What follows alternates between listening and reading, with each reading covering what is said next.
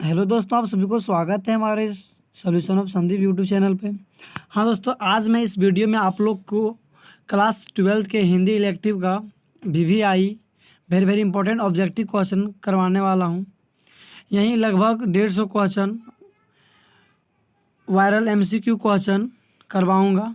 Complete इस video पर आप लोग बने रहें। अगर आप इस चैनल पे पहली बार आए हैं तो चैनल को सब्सक्राइब कर बेल आइकन को ऑन कर लें और जितना भी हो सके इस वीडियो को एक दूसरे के पास शेयर करें। देखिए दोस्तों, इस हिंदी इलेक्टिव में 4 चैप्टर हैं और 4 लेसन जो है वो है सूरदास की झोपड़ी। फर्स्ट है, उनका लेखक है प्रेमचंद।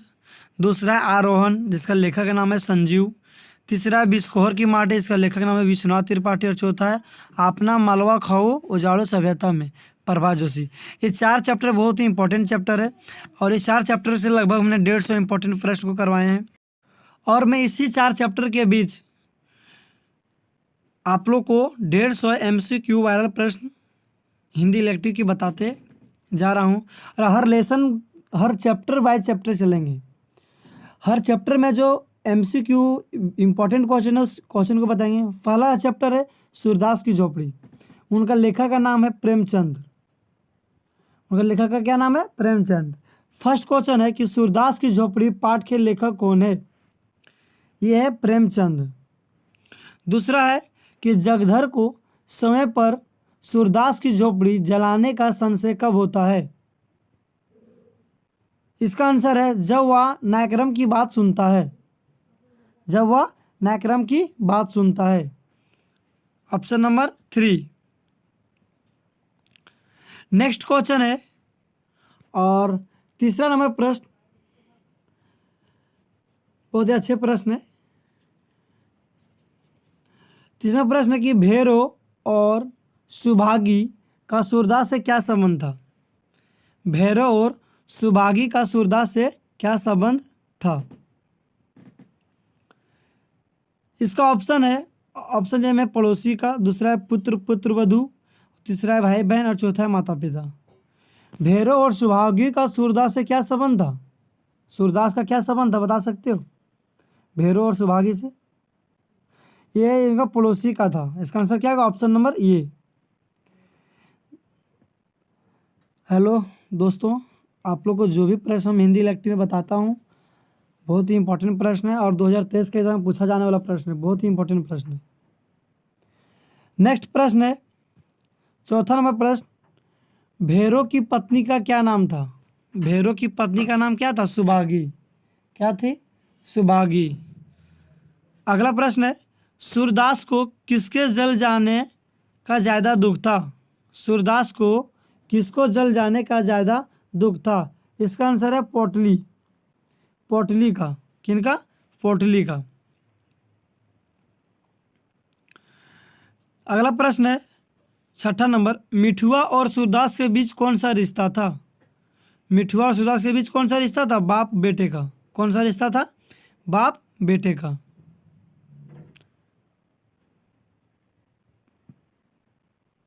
नेक्स्ट प्रश्न है और अगले प्रश्न है, भैरव को सूरदास के प्रति उकसाने का कार्य किसने किया? भैरव को सूरदास के प्रति उकसाने का कार्य किसने किया था? जगधर ने।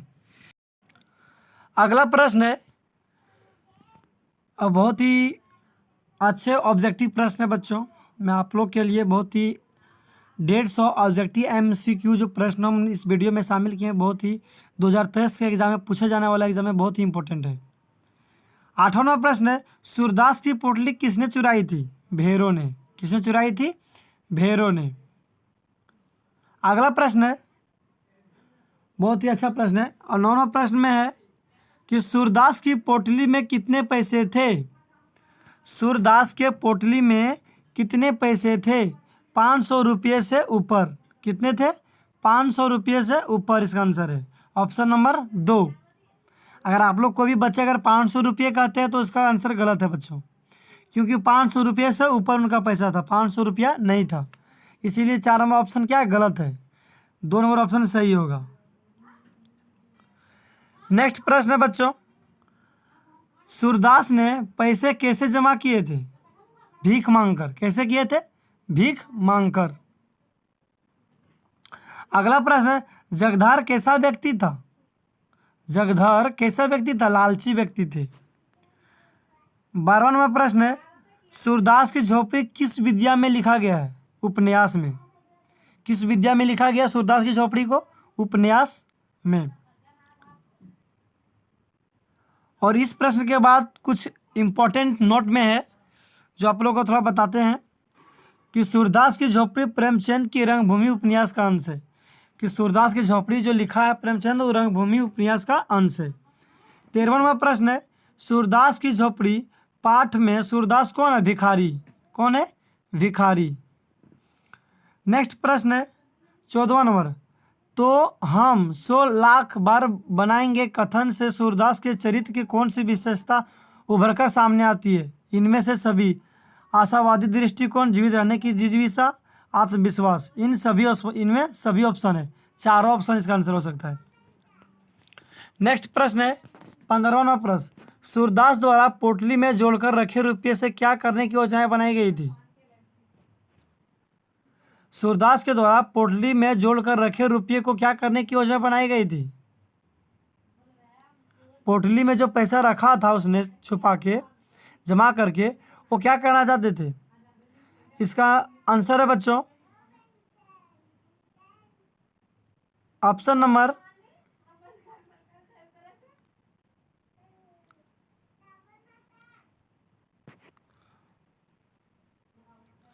इनमें से सभी। क्या है इसका आंसर? इनमें से सभी।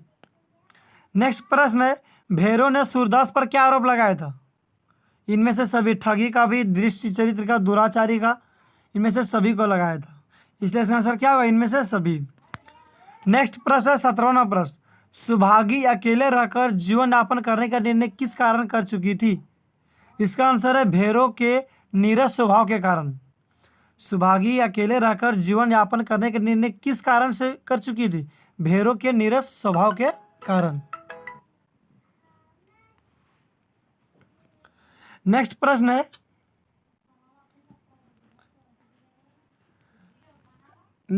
है 18वां प्रश्न, जगधर भैरव को क्या सलाह देता है? जगधर जो थे वो भैरव को क्या सलाह देते थे? इसका ऑप्शन है सूरदास पर आरोप न लगाने की। इसका आंसर बच्चों सूरदास के रुपये लौटे देने की। नेक्स्ट प्रश्न है 19वां प्रश्न, सूरदास का सारा निराश, ग्लानि और क्षोभ कैसे दूर हो गया था? घीसू के द्वारा कहे गए शब्दों से। कैसे हो गए थे? घीसू के द्वारा कहे गए शब्दों से। नेक्स्ट प्रश्न है 20वां प्रश्न, सूरदास में आशा का संचार होने पर वह अपनी प्रतिक्रिया कैसे अभिव्यक्त करता है? दोनों हाथों से राख को उड़ाकर दोनों हाथों से। इसका अगला प्रश्न है, सूरदास की सारी इच्छाएं धरी क्यों रह गई? सूरदास की सारी इच्छाएं धरी क्यों रह गई? इसका ऑप्शन है भैरव के द्वारा आरोप लगाने पर। दूसरा है झोपड़ी के साथ रुपयों की पोटली भी जल जाने पर। और तीसरा ऑप्शन है बच्चों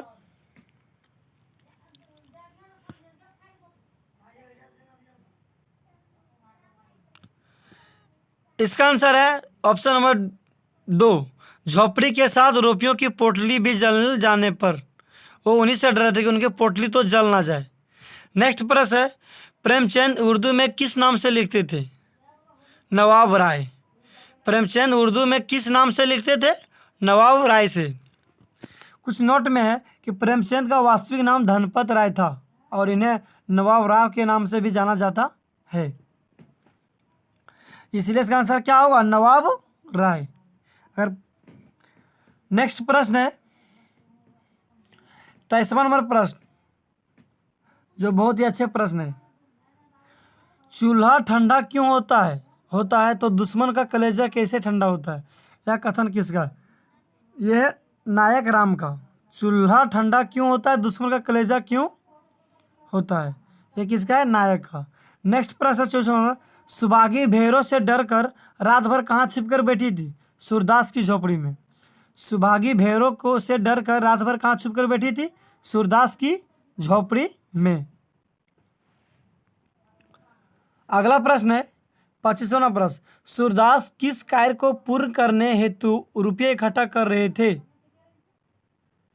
वह, इसका आंसर है इनमें से सभी। वह गया जाकर अपने पूर्वजों का पिंडदान करना चाहता था, मिठुओं को ब्याह के लिए, कुआं बनवाने के लिए, इनमें से सभी प्रश्न, इनमें से सभी इसका आंसर है, तीनों ऑप्शन। नेक्स्ट प्रश्न है 26वां प्रश्न, जगधर किसका खोंचा लगता था? मिठाई का। जगधर किसका खोंचा लगाता था? मिठाई का। नेक्स्ट प्रश्न है 27वां नंबर, सुभागी सूरदास की झोपड़ी में क्यों छिपी? अपने पति के मार से बचने के लिए। किसके लिए? अपने पति के मार से बचने के लिए। नेक्स्ट प्रश्न है 28वां नंबर, प्रेमचंद की वास्तविक नाम क्या था? धनपत राय। क्या था? धनपत राय। अभी नोट में बताए थे पहले। 29वां प्रश्न है कि भैरव को सूरदास के खिलाफ उकसाने और भड़काने किसकी भूमिका थी? जगधर की। किनकी भूमिका थी? जगधर की। नेक्स्ट प्रश्न है 30वां नंबर, भैरव ने सूरदास की झोपड़ी में आग क्यों लगाई? जगधर द्वारा उकसाने और भड़काने के कारण, सुभागी और सूरदास बीच के अवैध संबंध के शक में, सुभागी को मारने के रोकने के कारण में। इनमें से सभी इसका आंसर है। तीनों ऑप्शन के कारण उन्हें झोपड़ी में आग लगाई थी, इसीलिए इसका आंसर क्या होगा? इनमें से सभी। 31वां प्रश्न है कि सूरदास को किस बात का दुख था? रुपयों की पोटली खो जाने का।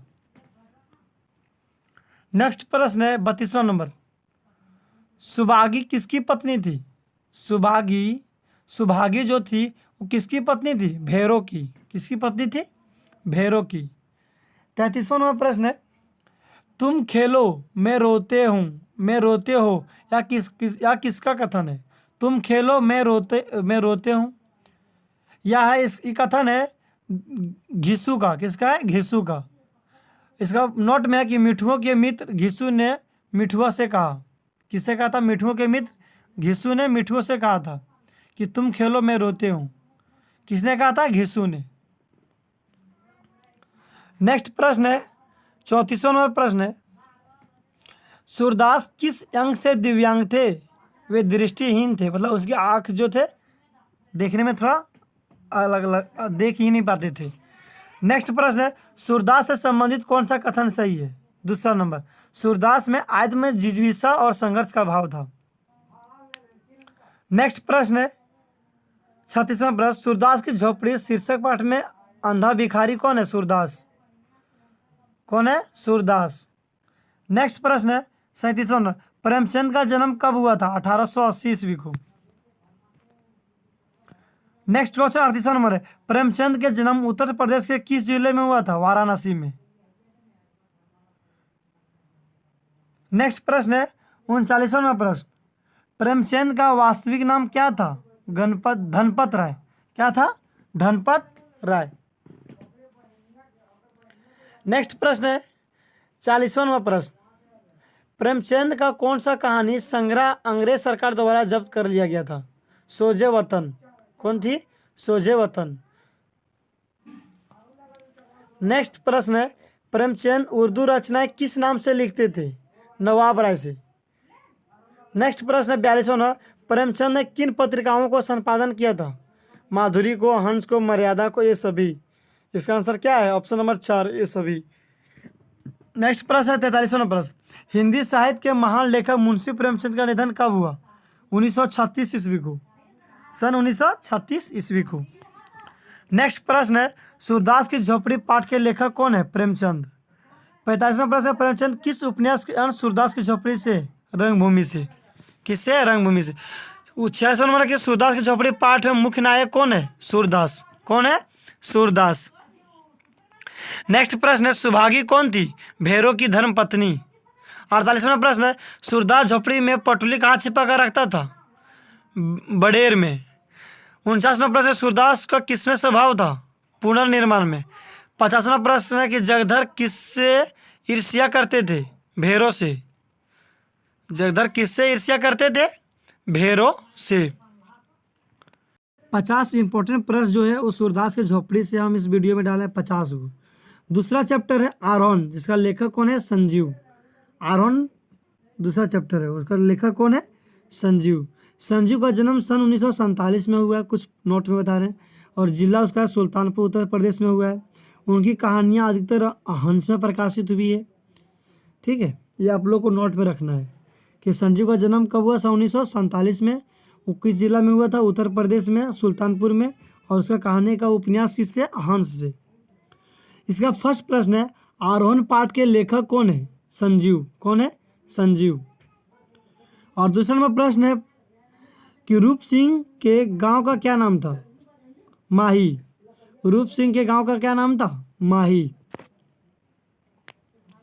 नेक्स्ट प्रश्न है, बस ने रूप सिंह और शेखर कपूर को किस स्टॉप पर उतारा था? देवकुंड के स्टॉप पर। कहाँ उतारा था? देवकुंड के स्टॉप पर। चौथा प्रश्न है चैप्टर नंबर 2 का, आरोहण का।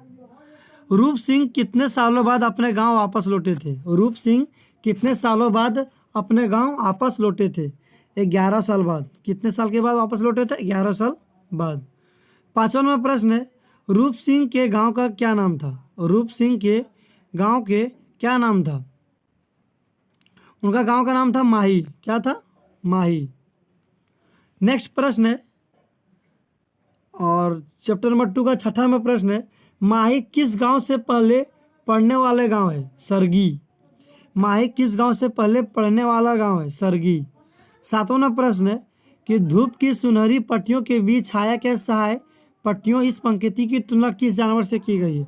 धूप की सुनहरी पट्टियों के बीच छाया का सहाय पट्टियां इस पंक्ति की तुलना किस जानवर से की गई है? दारीदार खालों वाला। किसका? दारीदार खालों वाला।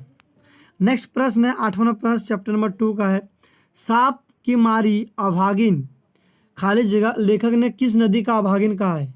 सुपिन नदी की। किनकी? सुपिन नदी। वो खाली जगह में क्या होगा? सुपिन नदी। लेखक ने इस नदी को कहा गया है। नौवां प्रश्न है, रूप सिंह के इलाके के आखिरी गांव का क्या नाम था? सुरगी। रूप सिंह के इलाके का आखिरी गांव का नाम क्या था? सुरगी। 10वां नंबर प्रश्न है, पेट के लिए क्या क्या नहीं करना पड़ता? यह कथन रूप सिंह ने किसके लिए कहा? पेट के लिए क्या क्या नहीं करना पड़ता है, यह कथन रूप सिंह ने किसके लिए कहा है? महिप के लिए। किसके लिए कहा है? महिप के लिए। इसका आंसर क्या है? महिप। 11वां नंबर प्रश्न है,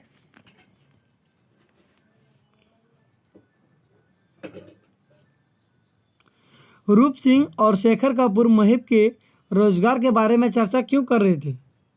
रूप सिंह शेखर कपूर महिप के रोजगार के बारे में चर्चा क्यों कर रहे थे? इसका आंसर है,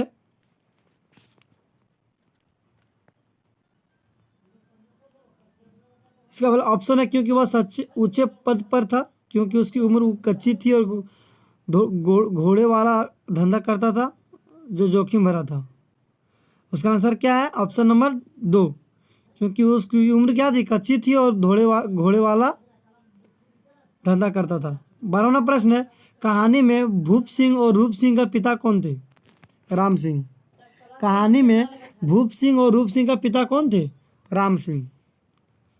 13वां प्रश्न है, महिप किसका पुत्र था? इसका आंसर है भूप सिंह और सेला का। तो महिप किसका पुत्र था? भूप सिंह और सेलो का। इसका आंसर है ऑप्शन नंबर 1। 14वां प्रश्न है, इस यात्रा वृत्तांत में भूप दादा का चरित्र चित्रण किस प्रकार किया गया है?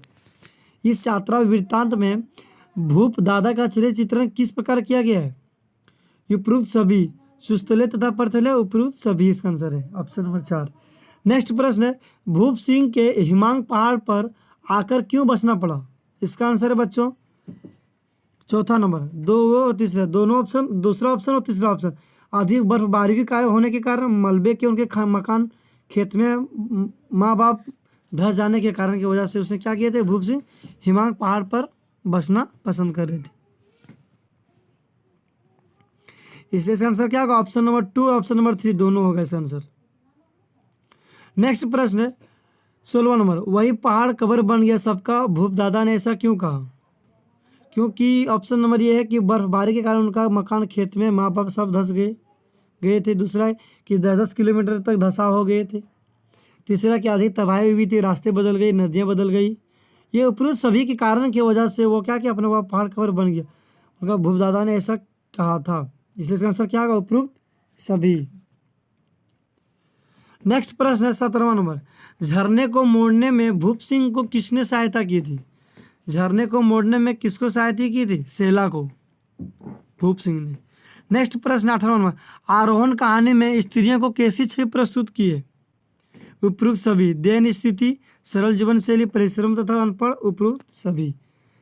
आरोहण कहानी में स्त्रियों को कैसी छवि प्रस्तुत की है? उपरोक्त सभी तरह की। 19वां प्रश्न है, सेलो में सुम्पिन कूद कूद पर आत्महत्या करने का क्या कारण था? इसका आंसर है भूप सिंह द्वारा किसी और से शादी कर लेना।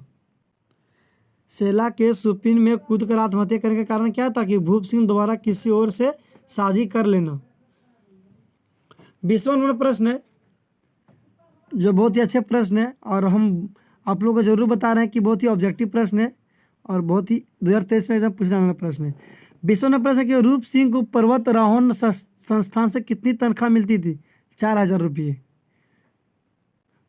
नेक्स्ट प्रश्न है, महिप ने भूप सिंह को का घर क्यों छोड़ दिया था? इसका आंसर है क्योंकि वो अपनी माँ की मृत्यु के गुनाहगार भूप सिंह को मानता है। किनको मानता था? भूप सिंह को, अपनी माँ के मृत्यु के गुनाहगार। इसीलिए महिप ने भूप सिंह को घर छोड़ दिए थे। नेक्स्ट प्रश्न है 22वां नंबर प्रश्न, आरोहण निम्न में से क्या है? एक यात्रा वृत्तांत है। क्या है? यात्रा वृत्तांत। नेक्स्ट प्रश्न है, भूप दादा जिस पहाड़ पर रहते थे उसका नाम क्या था? हिमांग। इसका आंसर क्या है?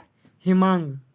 नेक्स्ट प्रश्न है 24वां नंबर, रूप सिंह पहाड़ के रोए किसका कहता था? देवदार के पेड़ को। कि आरोहण कहानी का सारांश क्या है? इसका आंसर है 3रा नंबर ऑप्शन, पर्वतीय प्रदेशों का जीवन संघर्ष और प्राकृतिक परिवेश की भावनाओं को दिखाया गया है। यही आरोहण सारांश है। नेक्स्ट प्रश्न है 26वां नंबर, त्रिलोक सिंह कौन था? गांव का बूढ़ा आदमी था। कौन था? इसका आंसर क्या है? गांव का बूढ़ा आदमी।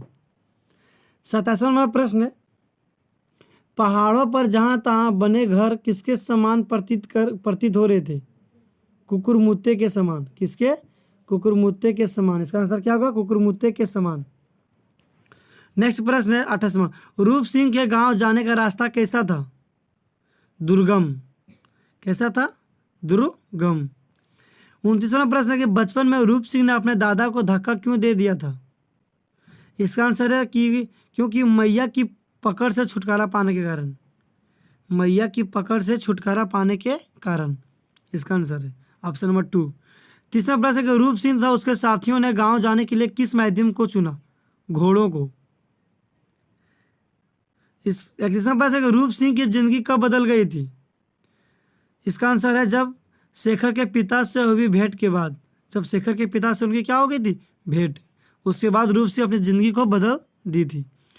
नेक्स्ट प्रश्न है, सेला और भूप सिंह ने किस पहाड़ पर अपनी नई जिंदगी का शुरुआत की थी? इसका आंसर है सुपिन नदी में गिरने वाले झरनों, खेत खलियान, हिमंगी की ऊंची पहाड़ी में। इनमें से सभी ऑप्शन है, चारों ऑप्शन में। सेला और भूप सिंह ने किस पहाड़ पर अपनी जिंदगी शुरुआत की थी? चारों ऑप्शन में। इसका आंसर क्या होगा? इनमें से सभी ऑप्शन। नेक्स्ट प्रश्न है 33वां प्रश्न, बूढ़े त्रिलोक सिंह को क्या सुनकर अजीब और अविश्वसनीय लगा था? इसका आंसर है सरकार पहाड़ पर चढ़ने का प्रशिक्षण देने वाले को नौकरी देता है। यही सुनकर उसे क्या लगा? आश्चर्य लगा। सरकार पहाड़ पर चढ़ने के लिए प्रशिक्षण देने वाले को नौकरी देता है। 34वां प्रश्न है कि महिप अनाथों की तरह जीवन क्यों व्यतीत कर रहे थे? इसका आंसर है क्योंकि वह अपनी माँ को मौत के कारण पिता को समझ रहा था।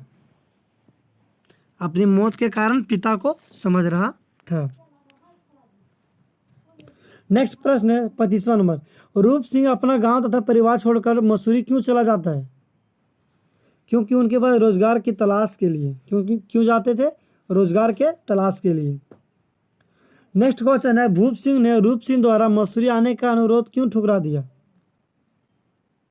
क्योंकि पहाड़ों पर उनके पुरखों का पुरानी यादें बसती। दूसरा, क्योंकि उनके अपने मातृभूमि से प्रेम थी। तीसरा, क्योंकि वे पहाड़ पर जीना और मरना चाहते थे। इनमें से सभी ऑप्शन है इसका आंसर।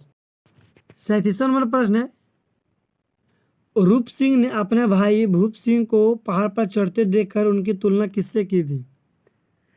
रोबोट से, वान मानुष से, छिपकली से। इनमें से सभी ऑप्शन है इसका आंसर। वो अपने भाई रूप सिंह और भूप सिंह को पहाड़ पर चढ़ते हुए किससे तुलना की थी? रॉबर्ट से, वानमनु से, छिपकली से। इसका आंसर सभी। और तीसरा प्रश्न है कि रूप सिंह को किसका उसका घर उजाड़ने तथा माता पिता के निधन की सूचना किसके माध्यम से प्राप्त की थी? त्रिलोक सिंह से। किससे की थी? त्रिलोक सिंह से। 39वां प्रश्न है कि रूप सिंह के अनुसार कभी किसी समय धंस जाने वाले पहाड़ पर जीवन बिताना कैसा है? इसका आंसर है खुदकुशी करने का जैसा। खुदकुशी करने का जैसा। रूप सिंह के अनुसार कभी किसी समय धंस जाने वाले पहाड़ पर जीवन बिताना कैसा चाहते थे? खुदकुशी करने के जैसा। नेक्स्ट प्रश्न है 40वां नंबर। रूप सिंह पहाड़ पर चढ़ना सीखने के बावजूद अपने गांव के पहाड़ पर क्यों नहीं चढ़ पाया? क्योंकि उपकरणों के अभाव के कारण। क्योंकि उनके पास चढ़ने का कोई उपकरण नहीं था। चढ़ने के उपकरणों के अभाव के कारण वो अपना रूप सिंह पहाड़ पर चढ़ना सीख नहीं पाए। फिर अगला मैं आगे की चलता हूँ। बस ने रूप सिंह और उसके साथी को कैसे स्टॉप पर उतारा है? देवकुंड के स्टॉप पर। दूसरा प्रश्न, रूप सिंह ने कितने वर्ष बाद अपने गांव लौटे थे? 11 वर्ष बाद। तीसरा प्रश्न है कि रूप सिंह के साथ और कौन उसके गांव आए थे? शेखर कपूर। चौथा, यहाँ से माही का गांव कितनी दूर थी? 15 किलोमीटर। क्वेश्चन है, आरोहण कथा में लेखक ने क्या दिखाने का प्रयास किया था? पर्वतीय प्रदेश के संघर्ष में जीवन को। क्वेश्चन है, अगला क्वेश्चन, रूप ने चाय वाले से क्या कहा? यहाँ कोई घोड़ा मिलेगा। क्वेश्चन है, रूप ने चाय वाले से कहाँ जाने को कहा? माही नामक गांव में। महिप ने क्या पहना हुआ था? हल्के नीले रंग की पतलून तथा स्लेटी स्वेटर। चाय वाले को पूछने पर लड़का थोड़ी देर में किसके साथ गया था? 2 घोड़ों के साथ। उसे चाय वाले ने महिप से कितना मेहनता तय किया था? 2 घोड़े के 100 रुपये। अगला क्वेश्चन है, लड़का किस घोड़े के साथ चल रहा था? शेखर वाले घोड़े के साथ। अगला क्वेश्चन है, यहाँ लेखक ने धूप की सुनहरी चमक में छाया सहाय रंग को किस रूप से व्यक्तित किया था? धारीदार खालों वाले विशाल जानवर के रूप में। नेक्स्ट प्रश्न है, घाटी में कैसा स्वर गूंज रहा था? किसी अदृश्य नारी कंठ के उमड़ते गीत। ये सब किसने कहा कि पर तेरी आवाज़ भरा क्यों गई? ये बताते बताते शेखर ने कहा। भूप सिंह कौन था? रूप सिंह का बड़ा भाई। उस दिन रूप तथा भूप ऊपर पहुंचने में कितना समय लगा? पूरा आधा घंटा लगा। रूप ने शेखर के पिता कपूर साहब से किसकी ट्रेनिंग ली थी? रॉक क्लाइंबिंग की। क्वेश्चन है, सुपिन क्या है? सुपिन 2 पहाड़ों के बीच बहती नदी का नाम है। क्वेश्चन है, रूप के अनुसार उस भूस्खलन में क्या दब ढक गया था? इसका आंसर रूप और भूप दादा के प्रेमिकाओं में प्रेम निशानियाँ। क्वेश्चन है, शेखर अचानक क्यों सोचने लगे? इसका आंसर है महिप के रोजगार के बारे में। क्वेश्चन है, रूप ने महिप को कितने रुपये दिए? 10 की गड्डी से 12 कड़क नोट।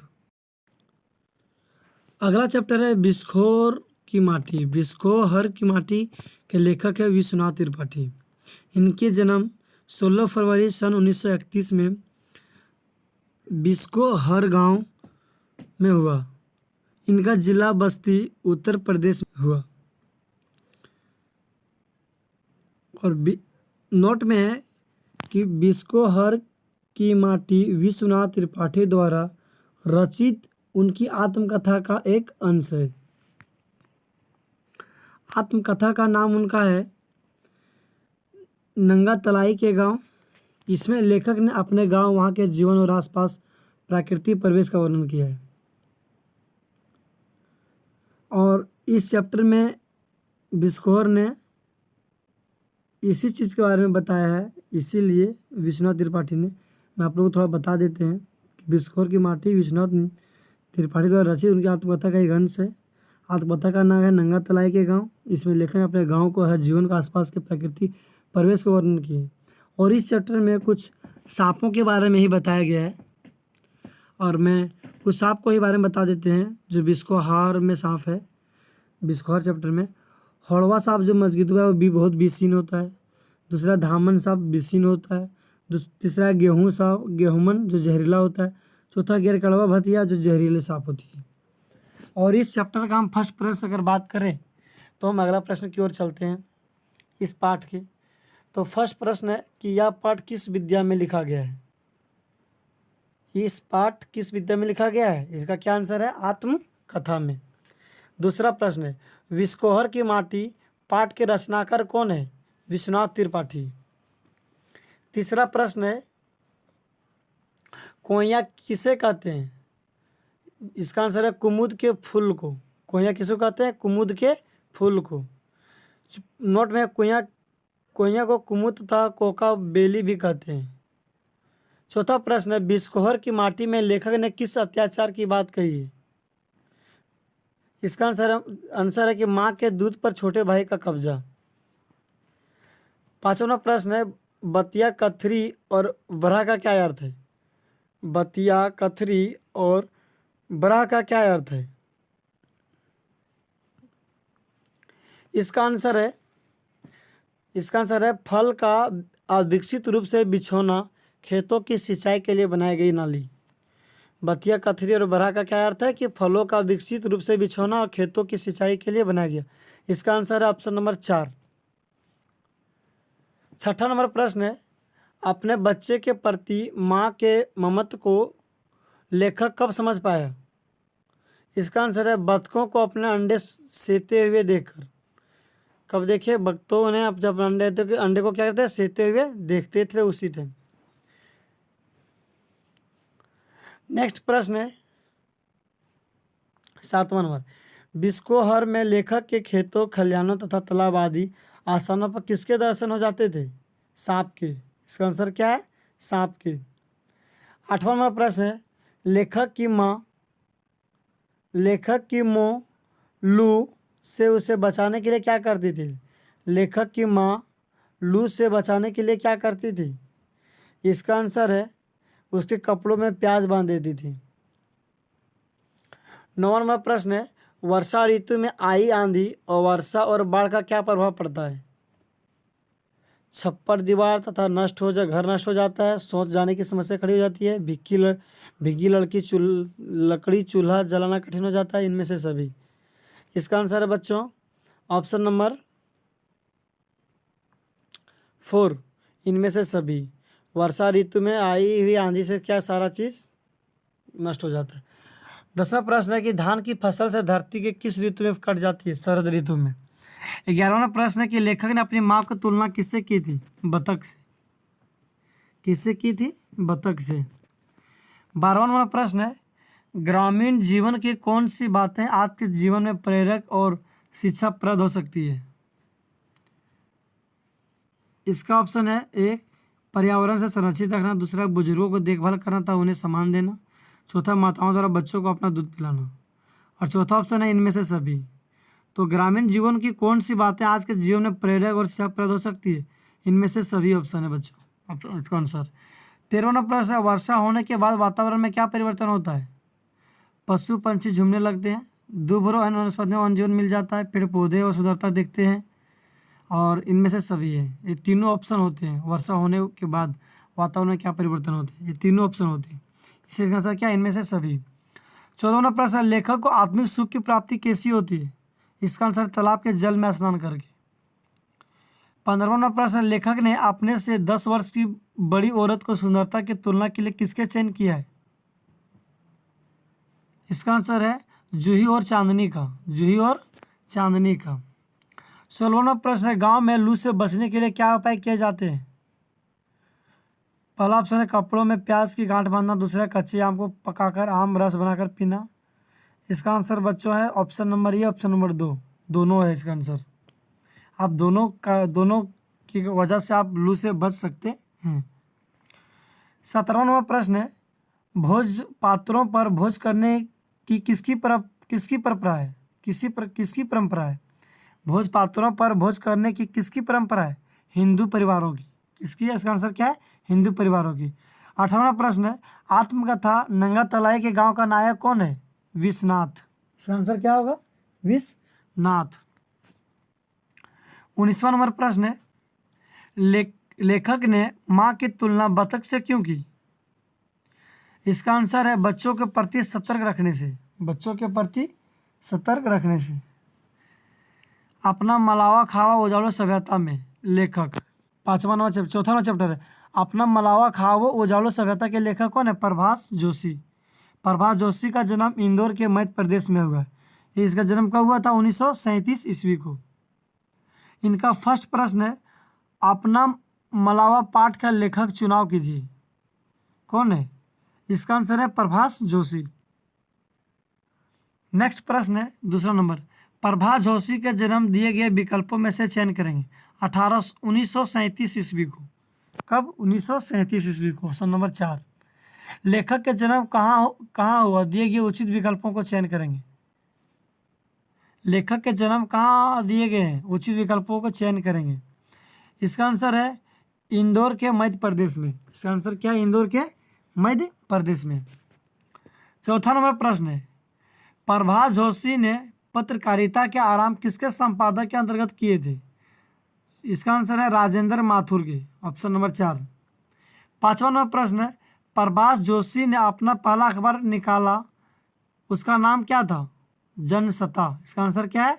Option number 3 Jansatta. छठा नंबर प्रश्न, जनसत्ता अखबार के संपादकीय किस क्षेत्र की ओर झुकाव रखता था? सामाजिक की ओर।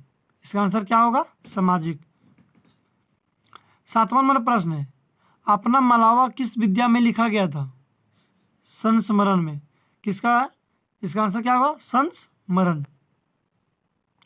आठवां नंबर प्रश्न है, पाठ के आरंभ में मलावा प्रदेश को कैसा प्रदर्शित किया गया था? इसका आंसर है प्राकृतिक संपदा से समृद्धि। मलावा प्रदेश को कैसे प्रदर्शित किया गया था? प्राकृतिक संपदा से समृद्धि। 9 नंबर प्रश्न है चौथा चैप्टर का, बहुत ही इंपॉर्टेंट प्रश्न है। ऑब्जेक्टिव एमसीक्यू क्वेश्चन है 2023 में पूछे जाने वाले एग्जाम में। 9 प्रश्न है कि चौमासा के समय मलावा तथा राजस्थान में किस भिन्नता की ओर संकेत किया गया? इसका आंसर जगह जगह तालाब बना हुआ था। 10वां प्रश्न है, त्यौहार के समय मलावा के घर आंगन को किससे लीपा जाता था? गोबर से। 11वां प्रश्न, लेखक के अनुसार सभ्यताओं का जन्म किसने दिया है? लेखक के अनुसार सभ्यताओं का जन्म किसने दिया है? नदियों ने। किसने दिया है? नदियों ने। लेखक के अनुसार सभ्यताओं का जन्म किसने दिया है? नदियों ने। इसका आंसर है नदियों ने। 12वां नंबर प्रश्न है, लेखक ने मलावा प्रदेश की किस विशेषता को रेखांकित किया है? मलावा प्रदेश की मिट्टी, नदियां, उद्गम और विस्तार। दूसरा, मलावा के लोगों ने रहने और जीने का ढंग। तीसरा, मलावा के संस्कृति और बारिश। इनमें से तीनों ऑप्शन है। लेखक ने मलावा प्रदेश की किस विशेषता को रेखांकित किया है? तीनों ऑप्शन को। तो इसका आंसर क्या होगा? इनमें से सभी। 13वां नंबर प्रश्न है, लेखक के अनुसार खाऊ उजाड़ू सभ्यता का क्या तात्पर्य है? इसका आंसर है बच्चों, जीवन मूल्यों की परवाह किए बिना विकास की आंधी दौड़ में शामिल होना। ऑप्शन नंबर 2 इसका आंसर है। नेक्स्ट प्रश्न है,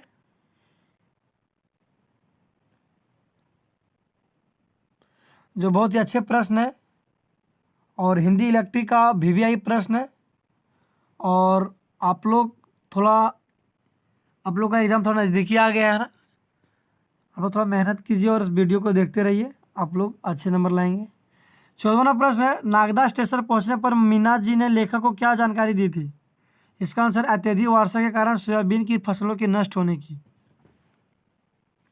नेक्स्ट प्रश्न है 15वां नंबर, लेखक यह पहाड़ क्यों नहीं चढ़ पाएंगे? इसका आंसर है अधिक आयु के कारण, क्योंकि उनकी आयु ज़्यादा हो गया था इसीलिए। 16वां नंबर प्रश्न है, मलावा में होने वाली बरसात का जनजीवन पर क्या प्रभाव पड़ता है? मलावा में होने वाली बरसात पर जल जीवन में क्या प्रभाव पड़ता है? जनजीवन पर क्या प्रभाव पड़ता है? इसका आंसर है गेहूं और चने की फसलें अच्छी होने की आशा में लोग प्रश्न हो जाते हैं। दूसरा है नदियों में उमड़ता पानी और लहराती फसलों को देखकर संपन्नता को आश्वासन मिलता है। तीसरा, सोयाबीन की फसल नष्ट हो जाती है। इनमें से सभी ऑप्शन। इसका आंसर क्या होगा? ऑप्शन नंबर 4 और इनमें से सभी। 17वां प्रश्न, लेखक को 2 बार विंध्या का घाट क्यों उतरते हैं? इसका आंसर है ओंकारेश्वर तथा निमवार जाने के लिए। 18वां प्रश्न कि मलावा में पहले जैसे वर्षा न होने के कारण क्या बताया गया है? पर्यावरण प्रदूषण, वनों की तेजी से कटाई, वायुमंडल में कार्बन डाइऑक्साइड की मात्रा से लगातार वृद्धि। इनमें से सभी ऑप्शन है। मलावा में पहले जैसे वर्षा न होने के कारण क्या हो सकता है? वायु प्रदूषण, वनों की तेजी कटाई, वायुमंडल, वातावरण साफ सफाई नहीं होता है। 19वां प्रश्न है कि आज का विकासशील और औद्योगिकी सभ्यता का लेखक को क्या कहना है, क्या मानना है? इसका आंसर है उजाड़ की आप सभ्यता। ये बहुत ही इंपॉर्टेंट प्रश्न है।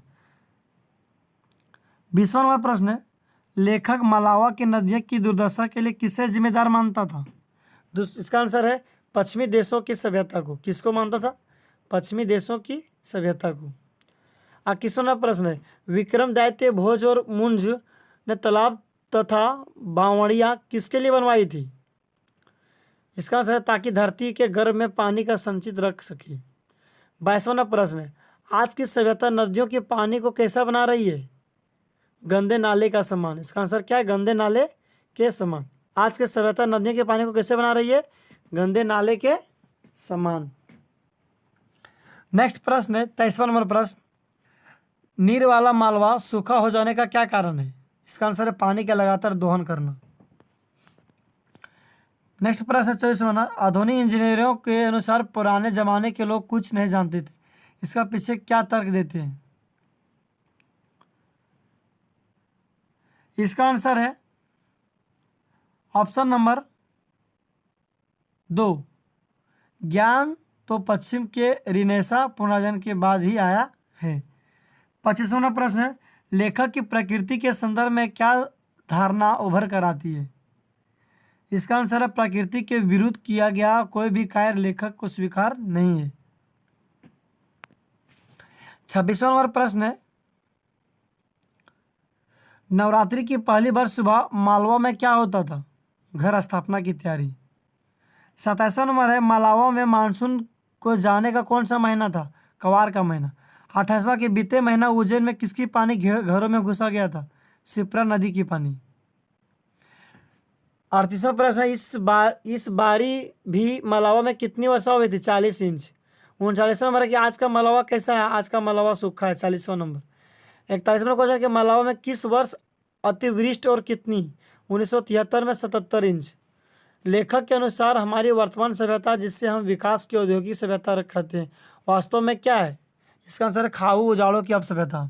नेक्स्ट क्वेश्चन है, कार्बन डाइऑक्साइड जैसी गैसें धरती के तापमान को कितना बढ़ा देती है? 3 डिग्री सेल्सियस तक।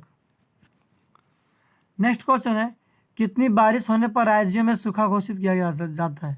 28 इंच से कम। नेक्स्ट प्रश्न है, धरती की तपश को बढ़ाने वाली कार्बन डाइऑक्साइड एवं अन्य गैसों किन देशों से अधिक निकलती है? इसका आंसर अमेरिका था यूरोप जैसे विकसित देशों से। नेक्स्ट प्रश्न है, आप लोगों को धन्यवाद। जय हिंद, जय भारत।